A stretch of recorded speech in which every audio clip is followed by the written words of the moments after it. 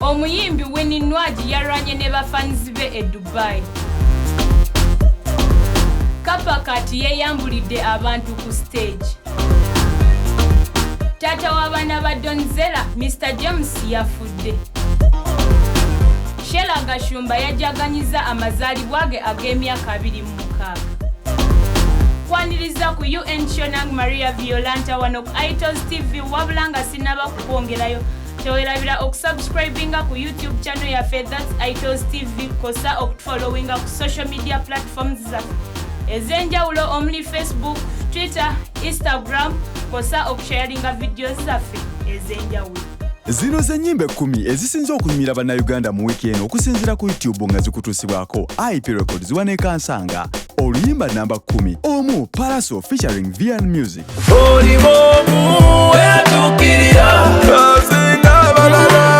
Pate Mudo Razawi nga lwe luze ku namba 9 wiiki eno. Enjoyment olwa Rickman featuring Eddie Kenzo luze ku namba 8. Enjoyment tulieno we dey eat money. Forever Jose Chameleon nga lwe luze ku namba 7. Wano iliba baby atitoda n'okulaba. Tujoge Spice Dana baze ku namba 6 wiiki eno. Balekabo olwa Paraso luze ku namba 5 wiiki eno. Baby balekabo bagala kutwala. Tusimbudde Gravity omutujju nga lwe lutudde ku namba 4 wiiki eno.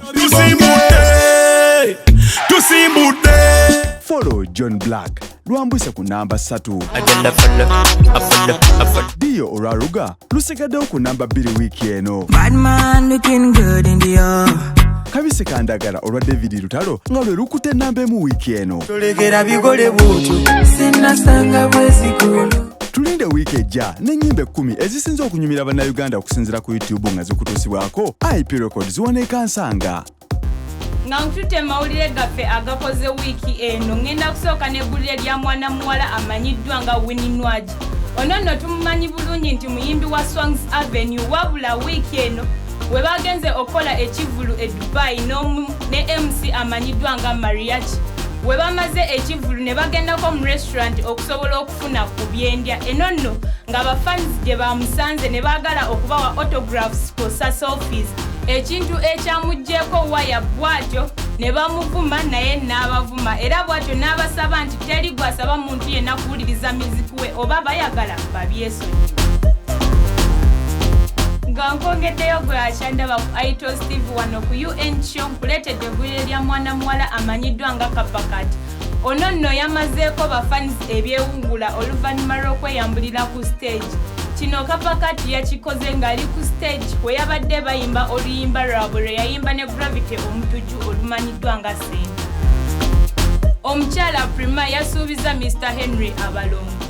Kino kyaddiridde omwami Henry okubeera ku event emu wali ku Jahaz Pier n'ayita mukyala we Prima okujja okubuuza ku bafans ababadde beeyiyeeyo mu bungi. Wabula nga Prima we yalinnye bw'ati ku stage abawagizi ne batandika okuyeeyereza Mr. Henry nga we yabba mukyala wa Josted. Kino nno we twakibuuzizaako Prima yagambye nti ye tebalina kye bamugamba era ng'okwebaza bbawe olw'omukwano gwamuyinako omungi agenda muwaamu balongo. Sivangako mu Nuupu yadde okwewalana ne Bobi Wine. Bino byayogeddwa omwami Mick Wine. Bize bitambula ku social media nga bagamba nti Mick Wine talina kyali era nti na buli kimu kyonna kyali kosa embaga gye yakuba mukazi we amanyiddwa nga Chazmi bwali buyambi bwa Bobi Wine. Ekintu kino kyanyiza nnyo Mick Wine wabula teyavaayo kugamba kintu kyonna wabula nga mu kuvaayo okuddamu eri abo bonna abadde bajja babitwala ku social media nti yavudde mu Nuupu. Yagambye nti Bobi Wine muganda we era ye Nuupu akyagirimu nnyo wabula ekintu kye yeebaza ku Bobi Wine kyakumuweerera naye ebirala maanyi ge nantuuyozi. Bwe tweyongerayo ku UN Show nange Maria Violanta kuleetedde eggulire lya mwana mulenzi amanyiddwa nga King Saha. Ono nno yavuddeyo n'awa abavubuka engeri gye bayinza okukozesaamu marijuana. King Saha yavuddeyo n'agamba nti marijuana tamuyinaako buzibu era omuvubuka yenna amukozesa naye tamuyinaako buzibu. Wabula n'agamba nti balina kuyiga ngeri ya kumukozesaamu kubanga gye bujja maaso ng'omukozesezza nnyo ayinza okukuleetera side effect ekiyinza n'okuviirako okutwala mu rehab, era bw'atyo n'abawa amagezi n'abagamba nti kirungi oli okumukozesa mu ngeri ennungi oba okumuvaako. Mu mawulire gaffe amalala agakutte omubabiro ku social media wiiki eno ng'eg'omwana muwala amanyiddwa nga Sheila Gashumba. Ono nno yabadde akuza amazaalibwa ge ag'emyaka 26, wabula ng'ekyasinze okusanyusa abantu bonna n'okwewuunyisa buli omu eyabadde kabaga kano y'omwami amanyiddwa nga Abrams okuvaayo n'akwasa Sheila Gashumba bokisi ya ssente ebalirwamu obukadde 35 ng'ekirabo. Bwe tweyongerayo mu mawulire gaffe, omwami amanyiddwa nga Kabako, omuyimbi gwe tumanyi ffenna wano, yavudde mu ttiimu No Sleep. Bibadde byogerwa ku social media ne platforms endala nti Kabako yavudde mu ttiimu No Sleep olw'ensonga nti ne Shiba yavuddemu. Wabula Kabako yavuddeyo n'atereeza ebyogerwa n'agamba nti ye tavudde mu ttiimu No Sleep olw'ensonga nti Shiba yavuddeyo. Wabula yavuddemu olw'ensonga nti Jeff Chiwa yamuguza ettaka ery'empewo eryamuleetera n'okuddusibwa ku kitanda nga biwala ttaka. Kabako yagambye nti n'ensonga endala abantu bano tebapromotinga music we n'olw'ensonga eyo ekibiina abatalaba kyakikolamu. Taata w'abaana ba Donzella amanyiddwa nga Mr. James yafudde. Amawulire gano gasaasaanyiziddwa omukyala Donzella ng'asaba abantu bonna okumuyambako okukungubagirako abaana be abasatu be yamulese nabo.